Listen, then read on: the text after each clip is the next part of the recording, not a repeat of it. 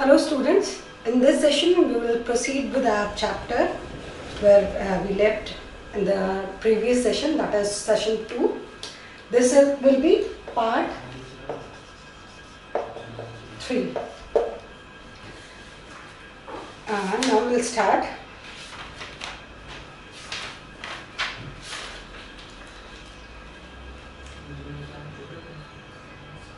Okay, several days later Gandhiji got a written note, a written communication on which it was written that Lieutenant Governor of that area had dropped the case against Gandhiji for civil disobedience, and that was the first triumph for the civil disobedience in modern India.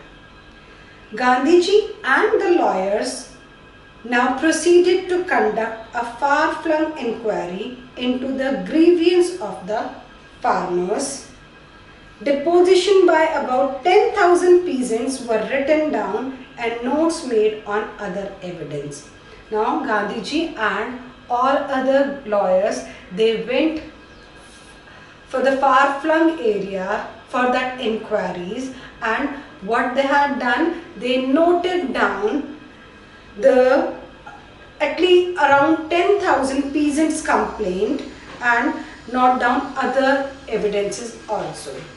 Documents were collected. The whole area throbbed with the activity of the investigators and the women protest of the landlords. So, grievance means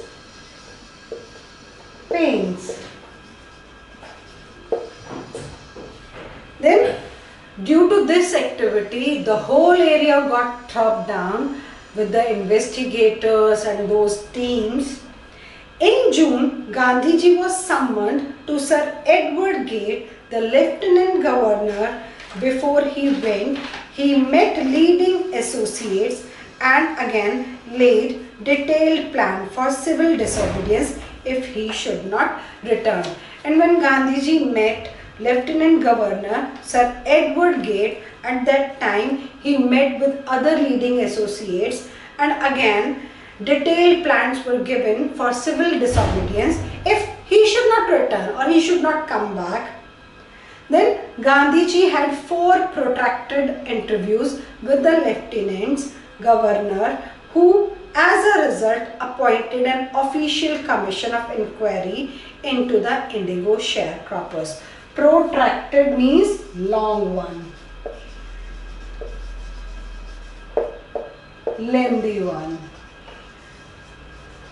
Then when Mahatma Gandhiji met those, he had 4 long interviews with that Lieutenant Governor. As a result, what happened? He appointed an official commission of inquiry into the sharecroppers. That commission, it was organized, and the commission consisted of landlords, government officials and Gandhiji as the sole representative of the peasants. Then on that commission, few people were there. It was consisting of landlords, government officials, and from peasant side Mahatma Gandhiji was considered. Gandhiji remained in Champaran for an initial uninterrupted period of 7 months and then again for several shorter visits. The visit, undertaken casually on the entreaty of the unlettered peasants in the expectation that it would last a few days, occupied almost a year of Gandhiji's life. When Gandhiji remained in Champaran for an uninitial interrupted period. Uninterrupted means without disturbance, for 7 months. Then he gave short visits to that area, and the visit that was undertaken casually on the entreaty of those illiterate peasants in the expectation that that would be for the short period, but it got prolonged for a year. The official inquiry assembled a crushing mountain of the evidence against the big planters, and when they saw this, they agreed in principle to make refunds to the peasants, but how much must we pay?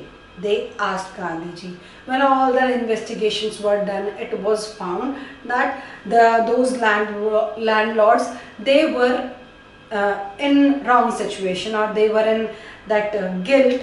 Then they were asked to repay that amount, and when it was told them, then those landlords, they asked Gandhiji, okay, we are ready to pay, but how much we need to pay? This was the question. They thought he would demand repayment in full of the money which they had illegally and deceitfully extorted from the sharecroppers. When they asked that question, they were in a thought that Gandhiji would ask for the whole payment that they had grabbed from all the sharecroppers with, actually they extorted that money, and illegally it was, and it was deceitfully also. He asked only 50%. Gandhiji, he asked to repay only 50%. There he seemed adamant, and at that point he was adamant. Adamant means stubborn. When someone is fixed or determined. Adamant means, you can say determined, not exactly determined, you can say stubborn. So Gandhiji was adamant at that point, and he writes Reverend J. Z. Hodge, a British missionary in Champaran, who was observing the whole episode very nearly, thinking probably that he would not give way. The representative of the planters offered to refund to the extent of 25%, and to this amazement Mr. Gandhi took him at his word, thus breaking the deadlock. And the representative from all the landlords, he came and he advised or suggested to give only 25% or to repay only 25%. At that point Gandhiji, he broke that deadlock and he got agreed on that 25% repayment. This settlement was adopted unanimously by the commission. Gandhiji explained that the amount of the refund was less important than the fact that the landlord had been obliged to surrender part of the money and with it part of their prestige. What was the reason behind that agreement that Gandhiji gave a consent on the 25% repayment? That was, Gandhiji thought that it is not a matter of money, it is a matter of that those landlords, they gave up or they surrendered in front of all those sharecroppers. They put their prestige on that edge, and it was a movement where all the sharecroppers, they got liberated from that landlord's fear. Therefore, as far as the peasants were concerned, the planters had behaved as lords above the law. Now the peasants saw that he had rights and defenders. He learned courage, and due to that incident, all the peasants, they got that feeling of courage. It was a moment where they felt that someone was there for them who will fight against those landlords for them, and they got courage. Events justified Gandhiji's position. Within a few years, the big British planters abandoned their estates, which reverted to the peasants. Indigo sharecropping disappeared, and due to that incident after that incident, all those landlords, they abandoned their estates, and the whole area, it will reverted to all the peasants, and that policy, sharecropping policy, it got disappeared, and that was a moment for the liberation of that fear which the peasants, they were feeling for a very long period. Gandhiji never contented himself with large political or economic solution. He saw the cultural and social backwardness in Champaran villages and wanted to do something about it immediately. Gandhiji, he was never satisfied with all those political and economic solution. What he felt that area was culturally and socially backward. He wanted to do work for that portion, that area. He appealed for teachers Mahadev Desai and Narhari Parikh, two young men who had just joined Gandhiji as disciples, and their wives volunteered for the work. And when he appealed the teachers, then that time Mahadev Desai and Narhari Parikh, who were the disciples. Disciples means followers. They started following Gandhiji, and with them their wives was also there who worked for all those people in that area. Then several more came from Bombay, Pune and other distant part of the land. Devadas, Gandhiji's youngest son, arrived from the ashram, and so did Mrs. Gandhi. Primary schools were opened in 6 villages, and with those disciples, more people came to that area. Devadas, Gandhiji's youngest son, along with him, Mrs. Gandhi, Mrs. Kasturba Gandhi, she also came there, and at that time 6 primary schools were opened in that area. Kasturbai taught the ashram rules on the personal cleanliness and community sanitation, and Mrs. Gandhi, Kasturba Gandhi, she taught people there about the sanitation and cleanliness. Health conditions were miserable there. Gandhiji got a doctor to volunteer his services for 6 months. 3 medicines were available: castor oil, quinine and sulfur ointment. Anybody who showed a coated tongue was given a dose of castor oil. Anybody with malaria fever received quinine plus castor oil. Anybody with skin eruption received ointment plus castor oil. If we talk about the medical facilities in that area, only 3 things were present: castor oil, quinine tablet and sulfur ointment. If someone showed a coated tongue, at that time castor oil was given to them. If someone had fever, quinine plus castor oil was given to them. And if someone is having any skin eruption, then castor oil plus that sulfur ointment was given. So that was the medical facilities present over there. Gandhiji noticed, and what Gandhiji did, he asked one of the doctor to give his services for 6 months. Gandhiji noticed the filthy state of women's clothes. He asked Kasturbai to talk to them about it. When women took Kasturbai into her hut and said, "Look, there is no box or cupboard here for clothes. The sari I am wearing is the only one I have." When Gandhiji had a look on the condition of those women's clothes, it was in filthy state. Then he told Kasturbai to talk to those women, and when Kasturbai asked them, then one of the ladies, she took Kasturbai to her cottage and showed that, "Look, there is no cupboard, there is no almirah. The sari that she was wearing was only one." During his long stay in Champaran, Gandhiji kept a long distance watch on the ashram. He sent regular instructions by mail and asked for financial accounts. Once he wrote to the resident that it was time to fill in the old latrine trenches and dig new ones, otherwise the old one would begin to smell bad.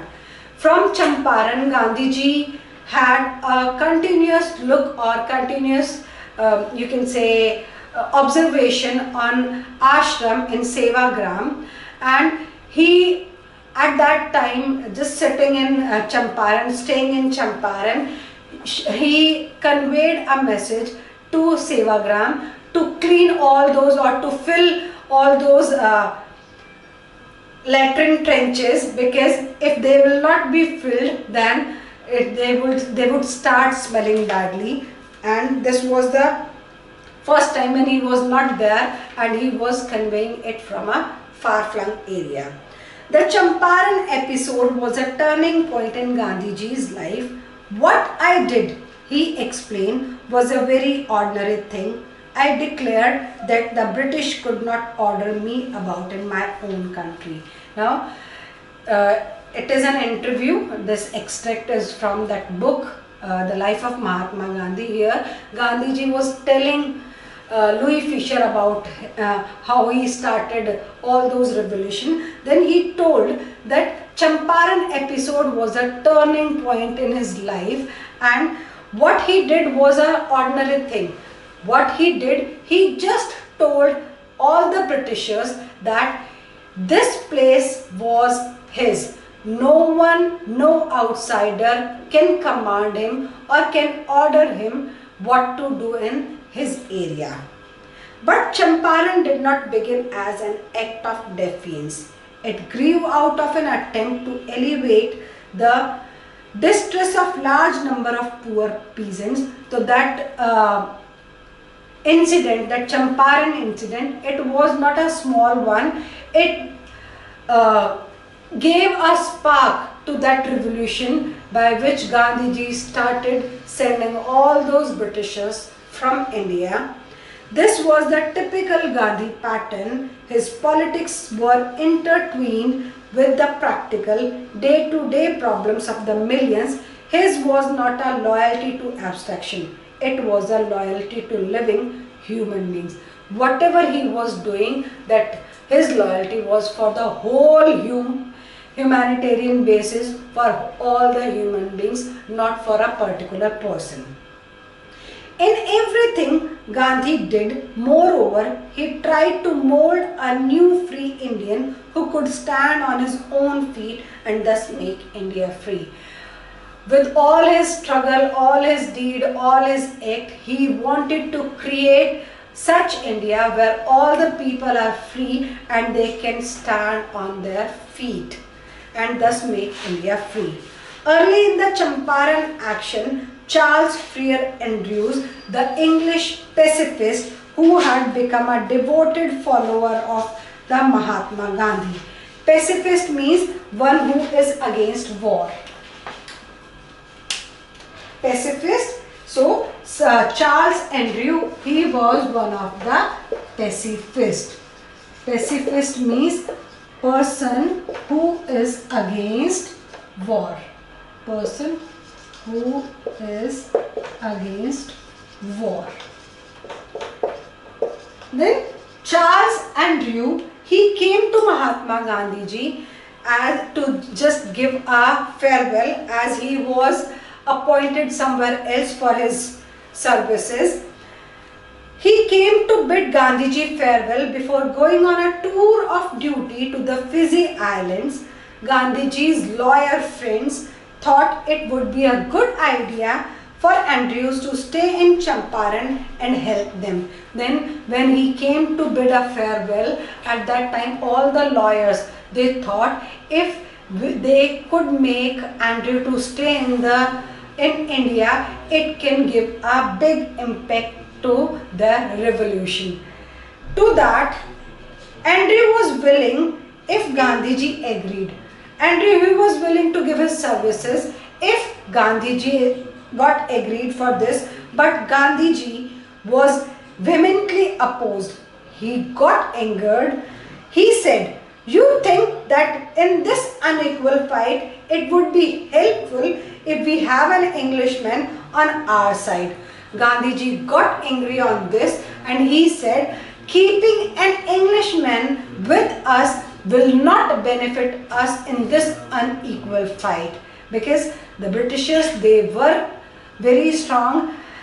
Indians, they were not that much strong. They were not politically strong. They were not economically strong. Then Gandhiji thought that if an Englishman will be there with them, it will not benefit their fight. And then this shows the weakness of your heart. The cause is just and you must rely upon yourself to win the battle. And he motivated all of them that to keep a belief in themselves that they will fight against all those Britishers and they will set their India free. You should not seek a prop in Mr. Andrews because he happens to be an Englishman. Then he just scolded all of them to think about this, advice or suggestion to keep Andrews with them because he was an Englishman. He had read our minds correctly, Rajendra Prasad said, comments, and we had no reply. Gandhiji in this way taught us a lesson in self-reliance. To that, Rajendra Prasad, he said, Gandhiji had read our minds, what we were thinking, and by that incident, we learned a lesson to keep a self-reliance in ourselves. Self-reliance, Indian independence and help to sharecroppers were all bound together. Keeping faith in themselves, Indian independence and help to all those sharecroppers, they were all bound together and they created that difference. So this is the end of the chapter. What was the theme? How Gandhiji got an urge to help those sharecroppers to diminish that indigo policy, that sharecropping policy. I hope you all have understood this chapter. If there is any query, you can comment down. Thank you.